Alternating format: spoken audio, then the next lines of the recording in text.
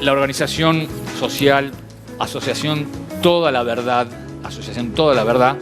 pide hace años que se reconozca a las víctimas de la guerrilla civil previa a la última dictadura cívico-militar. Ya se compensó a los del otro bando, ¿no? Y ahora hay un trabajo, una búsqueda de compensación para los civiles, ¿no? Para profundizar sobre el reclamo y las características de las víctimas de la guerrilla en Uruguay, está aquí con nosotros Diego Burgueño, que es el hijo de Carlos Burgueño, ¿se acuerda, no? Estaba allí, estaba en un bar, el papá de Carlos, y asesinado en lo que fue la toma de Pando por los Tupamaros allí en el año 69, y hoy es secretario de la Asociación Toda la Verdad. Buen día, Diego, ¿cómo estás? Hola, buen día, Diego. Buen día, gracias por la invitación. Siempre, bueno, no sé, en la radio recordamos a tu viejo Carlos, ¿no? Qué terrible, ¿no? Esas muertes que son, como se dice, daños colaterales, ¿no? De lo que fue un momento muy, muy complicado para la historia de nuestro país, un momento muy negro, de los dos lados, ¿no? Una guerra. ¿Cómo surge esta asociación? Porque es más nuevita que la otra, ¿no? La que repara a las víctimas de la dictadura, ¿no? Si me permitís primero una pequeña acotación. Nosotros no solo no nos creamos con el fin principal de una reparación económica, ni tampoco lo solicitamos nunca expresamente. Lo nuestro surgió yo empecé en el 2012 con una marcha reivindicativa de nuestras historias en la ciudad de Pando, todos los 8 de octubre, que se conmemoraba fecha justamente del asalto a Pando. ¿Consiguieron que no se celebre o que no se homenajee la toma de Pando? Porque de homenaje y de celebración no tiene nada. No, tenían tan mal gusto que hacían los actos en la ciudad de Pando. En el momento que yo empecé a hacer la marcha en la ciudad de Pando, ellos la empezaron a hacer en Montevideo. Con los años, lo que yo había decidido en base a que era intolerable ya el grado, a mi modo de ver, de un enaltecimiento del delito, porque no deja de ser conmemorar algo que fue un hecho delictivo. Entonces, que hubieron varias muertes, recordemos, 3 muertes del lado de los terroristas y 3 muertes del lado de, 2 policías y mi padre como civil. El tema es que empezamos a hacer las marchas y con los años lo que nos dimos cuenta es que evidentemente necesitamos unirnos en una causa para poder tener un poco de visibilidad, porque veíamos que lamentablemente todas las historias, toda esa parte de la historia, esa otra mitad de la historia, había sido no solo oculta, sino menospreciada durante muchos años. No olvidemos aquella vieja frase de Huidobro en ADM, cuando salió a decir que nos mandó a donde nos mandó porque pretendíamos que pidieran perdón. Entonces, más allá de que ver en libros, yo acá traje un ejemplar, pero este es un ejemplar que ellos sacaron de circulación porque en algunos párrafos cometen algo de sincericidio, reconociendo algunas cosas y diciendo además de que en el caso particular de mi padre, de mi madre, había justificado y había valorado la lucha social que llevaban a cabo los terroristas. O sea, todo mentiras que eran realmente abominables. ¿Alguna vez te pudiste juntar con el ñato o con el Pepe? Bueno, me junté con quien quiso juntarse conmigo. Porque es una cosa, es interesante y además me parece que es la forma, ¿no? Es la forma, es el camino para terminar con el espiral de odio y la grieta que algunos niegan, pero que es más que evidente. De hecho, yo logré, después de mucho tiempo de gestiones, que me recibiera el señor Zabalza en su domicilio, que muy amablemente pudimos salvar 4 horas, donde, fue un poco de catarsis mutua. Más bien él fue el que también me escuchó fundamentalmente, y incluso hasta demostró cierta empatía por casos y tragedias familiares que se habían originado, no tanto la mía, la de mi familia, sino fundamentalmente la de otras 80 familias. ¿Pensás que de todo esto se hizo una especie de negocio económico-político? A ver, yo te voy a responder de que nosotros, la característica fundamental que incluso me sorprendió gratamente durante años al ir conociendo diferentes familias, es de que a todos nosotros nos enseñaron a dar vuelta a la página, que nada de lo que hiciéramos nos iba a devolver a nuestro padre. Entonces, por eso nunca levantamos una pancarta con la foto de ellos ni nada, hasta que llegó un momento que evidentemente veíamos que la aplanadora de la mentira y de una versión de la historia tergiversada llegaba a un momento que no teníamos más remedio en el honor a la verdad y el honor de nuestros familiares, bueno, salir un poco a balancear un poco en el sentido de que había una verdad que estaba siendo oculta y que estaba poniendo en el otro lado a poco menos que héroes de la patria. Entonces, es bueno recordar que hay... Ya, pero quedó medio ya enterrado, eso lo decir de los héroes de la patria, de los Robin Hoods, o sea, eso costó, pero va quedando. Se va a terminar cuando se mueran todos, ¿no? Cuando terminen de morirse todos los vinculados a eso, va a haber una nueva historia, Los libros van a quedar, ese es el problema. Los libros van a quedar. Bueno, por eso la reunión que yo pedí en su momento con Robert Silva, para modificar los libros de texto que estaban diciendo... Exacto. Pero contanos un poco lo que fue ese garrón, ¿no? O sea, de tu padre. ¿Cómo se dio? Que mucha gente, los más jóvenes que nos están viendo, no tienen presente cómo fue la historia, qué fue lo que sucedió. Contanos cortito nomás cómo fue lo que le sucedió a tu viejo.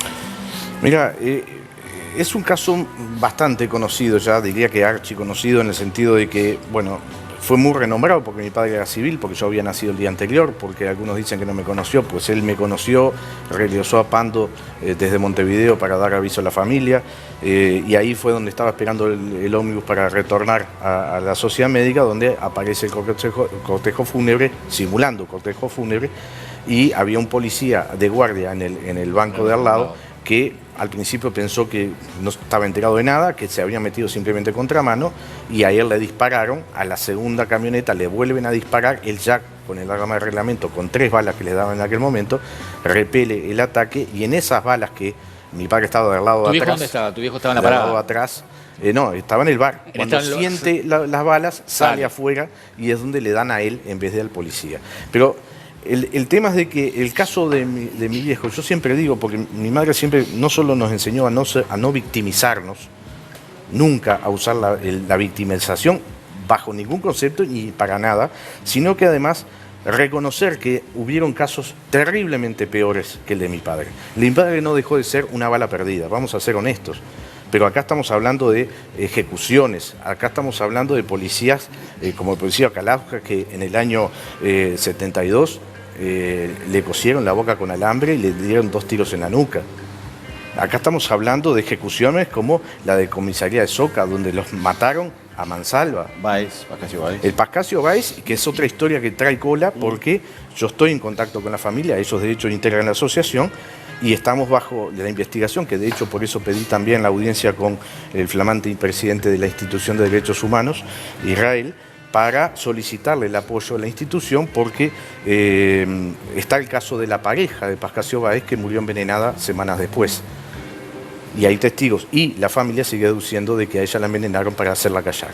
Diego, tú dijiste al principio que lo económico no es lo importante de esto, ¿no? Pero al final don Dinero termina siendo bastante importante en lo que es el resarcimiento, ¿no? Porque cuando se dictamina cuál va a ser el monto, hay una pelea, ¿no? Para más dinero. En el caso de ustedes, además de dinero, ¿qué se pretende, no? ¿Cuál es la idea y cuál sería el final, de cierta forma, feliz para lo que es la consigna? Están conformes con este proyecto, que se espera que se apruebe, ¿no? ¿Está bueno esto para ustedes? Estamos de acuerdo con el proyecto, básicamente se le hizo algún retoque la semana pasada, tengo entendido, pero lo que también nos importa y sobremanera, porque sería muy mezquino que fuera solamente un proyecto de reparación económica. Por algo del nombre se dice reparación histórica. Porque... Pero viste que siempre termina con la guita, Diego. Sí. Seamos honestos. Y te voy a ser honesto. Bueno. Como habitualmente creo que los dos en ese sentido somos. El resarcimiento, si vamos al caso, porque hay muchas voces que han surgido en estos días con respecto a esto, Evidentemente que de última tendría que ser, porque quizá la pregunta también va con ese trasfondo. Tendría que salir de los que realmente cometieron los hechos. Pero es que para eso se tiene que hacer primero una denuncia penal y tener viabilidad. Dentro de la justicia una denuncia penal. Fueron presos, acordate, ¿no? Fueron presos. Fueron presos algunos. Más de 20 escaparon con delitos de sangre, retornaron al país y cobran suntuosas reparaciones y pensiones. Le prescribieron los delitos. ¿Cómo? Prescribieron algunos delitos. Bueno, ese es el tema. Prescribieron, justamente. La vía legal para poder hacer una demanda civil era primero hacer la denuncia penal que prosperara para después hacer la denuncia civil de reclamo, de reparación a los verdaderos autores. ¿Qué sucede? Es que se crearon ciertas leyes en los gobiernos anteriores como para que se tomara en cuenta la prescripción exclusivamente de los actos cometidos por el terrorismo civil, pero no el de militar. ¿Y en qué se basa? En que está el Tratado de San José de Costa Rica, de los años 70, principios de los 70, que dice de la imprescriptibilidad de los actos cometidos por el Estado. Pero después, detalle que fiscales y la justicia en general no toma ni parece tomar en cuenta nunca, es el hecho de que nosotros también tenemos un estatuto, que es el Estatuto de Roma del año 80, que incluso el Estatuto de Roma ya es ley aquí en Uruguay. El Estatuto de Roma tenemos que es la ley 17.510, y que esa ley, ese estatuto, equipara los delitos tanto de Estado como los delitos de grupos terroristas civiles, que son ambos imprescriptibles. Ajá. Entonces, eso es lo que nosotros también hemos reclamado en la Institución de Derechos Humanos, para que también se empiece a tomar en cuenta el Estatuto de Roma. Diego, te hago una pregunta. ¿Caigo en un error si pienso que la organización Toda la Verdad, a la que vos pertenecés, está en la vereda de enfrente a organizaciones como Familiares de Detenidos Desaparecidos? Te agradezco la pregunta. No solo no estamos enfrente.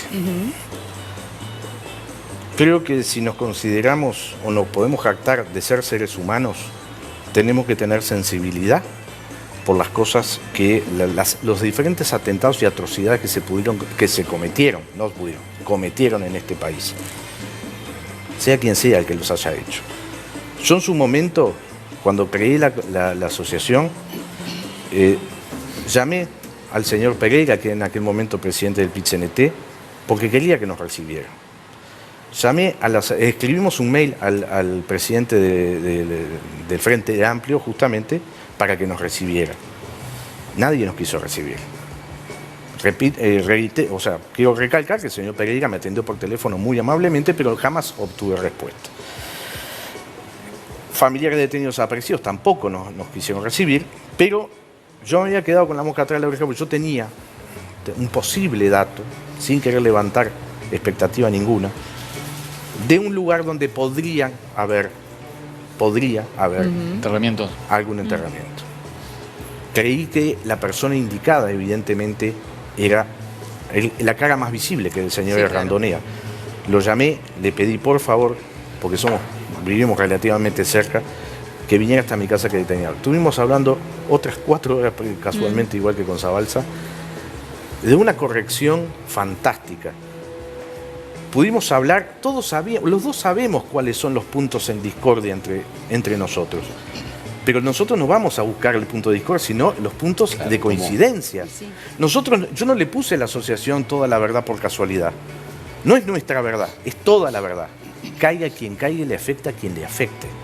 Y además creo que este tipo de organizaciones, tanto Familiares de Detenidos Desaparecidos como Toda la Verdad, tienen que buscar la manera de ser absolutamente apolíticos, sin tener color partidario. Sí, exactamente. Por supuesto. Es como el agua y el aceite, debe ser así. ¿Participan de la marcha del silencio? No, porque, te explico, cuando estuve hablando con el Randonea, repito, una conversación fantástica, yo le pasé eso con el mayor de los respetos, siempre aclarando que yo no tenía certeza de nada, pero me parecía que era la persona que tenía que saberlo, y hicieran lo que les pareciera mejor. Siempre se manifestó de que no nos querían recibir. Entonces, ¿para qué ir a buscar un probable problema. Porque, de hecho, si no querían ni siquiera recibirnos, es porque, a ver, no hay un feeling que ellos permitan. Uno cuando quiere un acuerdo, uno extiende la mano. De la otra parte, si no se extiende la mano, no hay posibilidad. Yo, de hecho, ante la pregunta que tú me hacías, yo intenté hablar con varios. De hecho, este año intenté que me recibiera Mujica. El intermediario fue el ex intendente de Rocha. ¿Con qué intención se quiere juntar con Mujica? Porque así como me junté con Zabalza, estuve hablando con Rossi Rebufelo, que vive en Brasil, otro es Tupamaro, alias Mau Mau, y pudimos hablar perfectamente. Yo creo de que él es, justamente, ya que se ha jactado en reiteradas ocasiones de que ama la paz, ama la democracia, qué lindo es estar vivo y todo eso, que a nosotros nos duele. Porque que una persona diga qué lindo es vivir, qué lindo es la vida, cuando quitó la vida él y su organización a todos nuestros familiares, eso duele. Entonces yo creo de que por lo menos sentarnos a una mesa, sincerarnos y decir, bueno, vamos a dejarnos de cháchara, vamos a de una vez por todas dejarnos anuncios, títulos y frases muy lindas para la filosofía y vamos en la práctica. ¿Te gustaría una especie de pedido de disculpas, tender un puente para dar una señal también a la sociedad? Yo ya a esta altura no pretendo la disculpa porque las actitudes van más allá, mucho más allá que las palabras. Entonces, ya a esta altura no voy a presionar para una disculpa, pero sí un de aquí en más. Vamos a terminar con el odio, vamos a intentarlo por lo menos. De hecho, también ante tu pregunta, el proyecto, entre otras cosas, tiene el hecho de que tiene que haber memoriales, que hay una ley que es la 19.641, también creada en el periodo pasado, que hace que los memoriales oficiales sean exclusivamente por casos de terrorismo de Estado. Este proyecto incorpora esa posibilidad y justamente le da la potestad al Estado, más, lo intima al Estado a que también tiene que hacer memorial. Nosotros no pretendemos llenar el país en memoriales, pretendemos dos memoriales. Uno que sea exclusivamente en homenaje a nuestras familias y el otro justamente que sea para intentar recomponer esta sociedad, aunque algunos pensarán que soy iluso, pero hacer un memorial que diga simplemente nunca más violencia entre uruguayos y sea un mojón donde todas las víctimas del pasado reciente trágica puedan estar homenajeadas. Dos cortitas, porque nos vamos. La primera, ¿Sergio Molagueros está vivo? Sí, ¿Está vinculado a ustedes? Sergio Molagueros, sí, secuestrado, hijo de un fabricante de calzado que fue secuestrado. Más de 70 días secuestrado. Sí. El hijo está vivo, el padre supongo que ya ha fallecido. Al que secuestraron, sí, el padre sí está fallecido. ¿Usted está en contacto con él? ¿Tenés alguna aspiración política? Si tenés alguna aspiración política. Mira, te voy a ser sincero, te agradezco la pregunta porque siempre van a surgir suspicacias. Yo trabajo en política de los 16 años, del advenimiento de la democracia. Jamás tuve que utilizar la imagen de mi padre para hacer política. Todas las elecciones trabajé, a no ser los 10 años que residí en España. Pero siempre trabajé. Y los años que yo hacía la marcha, por ejemplo, los años electorales, mejor dicho, yo no hacía la marcha. Porque no quería que la suspicacia dijera que yo estoy utilizando la imagen de mi padre para hacer política. ¿Y cuántas personas o familias se verían beneficiadas económicamente si esto sale, esta ley? Bueno, se basa este proyecto en una lista de 70 muertos que son los que el señor exdiputado García Pinto había presentado en el gobierno de Jorge Valle y no salió, lo presentó en el gobierno de Tabaré Vázquez y se basa en esa lista. Nosotros tenemos una lista que es un trabajo muy grande que estamos haciendo, donde en realidad hay 80 muertos y se podría sumar, pero como queremos que la lista sea seria, que incluso descartamos algunos nombres, como por ejemplo la mujer de Pascasio Báez, la primera vez que lo escucho, ¿no? De la señora, bueno, lo que pasa es que es una de las tantas cosas, también no creo que tampoco hayan escuchado el hecho de que hubieron dos peones más muertos en similares circunstancias, uno en Tacuarembó y otro en La Valleja. Habían encontrado una tatucera que los habían encontrado tatucera, fueron muertes diferentes, de diferente forma, pero sí hubieron dos muertes más. Pero hay otras, pero esas no las tenemos en el listado, porque esos queremos que sea serio y que haya una lista definitiva. Sí, pero hay una investigación. Hay que investigar y mucho. Exacto. Diego Burgueño, secretario de la Asociación Toda, la verdad, muchas gracias por estar con nosotros. Ojalá que lo que usted pretende sea atendido y que se tenga en cuenta. Es bueno para nuestra sociedad. Muchísimas gracias a usted por la empatía y la profesionalidad. Gracias.